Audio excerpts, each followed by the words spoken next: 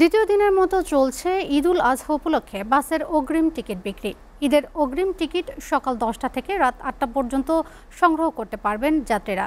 এবার ঈদ যাত্রায় অগ্রিম টিকিট অতিরিক্ত ভাড়া আদায় করা হচ্ছে না বলে সন্তুষ্ট যাত্রীরা। রাজধানীর বিভিন্ন বাস কাউন্টারে ঘুরে দেখা গেছে 4 ও 5 জুন অগ্রিম টিকিটের চাহিদা সবচেয়ে বেশি। মামুন হুসাইনের প্রতিবেদন। ঈদুল আজহাকে সামনে রেখে দ্বিতীয় দিনের মতো চলছে দূরপাল্লার বাসের অগ্রিম টিকিট বিক্রি। রাজধানীর গাবতলী, মহাখালী ও সাইদাবাদ বাস টার্মিনাল ঘুরে দেখা গেছে 4 ও 5 জুনের টিকিটের প্রতি যাত্রীদের আগ্রহ বেশি। সকাল 10টা থেকে রাত 8টা পর্যন্ত অগ্রিম টিকিট সংগ্রহ করতে পারবেন যাত্রীরা। 29 মে থেকে ঈদের আগের দিন পর্যন্ত যাত্রার জন্য টিকিট সংগ্রহ করা যাবে। 4 তারিখের টিকিট কাটছি, ভাড়া 1 টাকাও বেশি রাখিনি।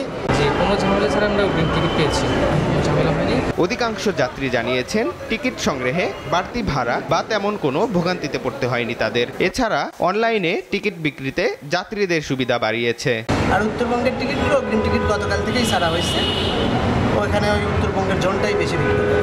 ভাড়া যেটা নির্দিষ্ট হয়ে যায়, কোনো বাড়তি ভাড়া অতিরিক্ত ভাড়া তো রাখা না।